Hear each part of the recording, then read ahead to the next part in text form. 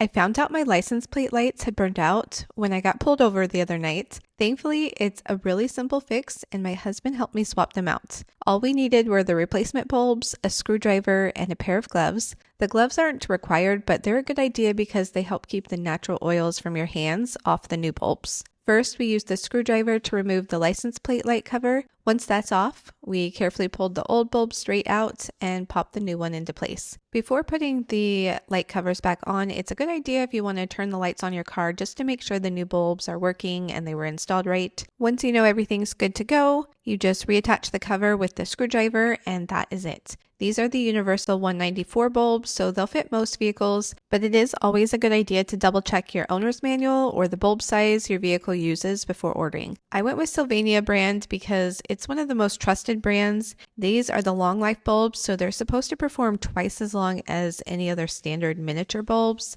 And these were a really great deal. So if you've been putting off replacing a burned out license plate light because it sounded intimidating, don't. It is such a quick project. It's beginner friendly.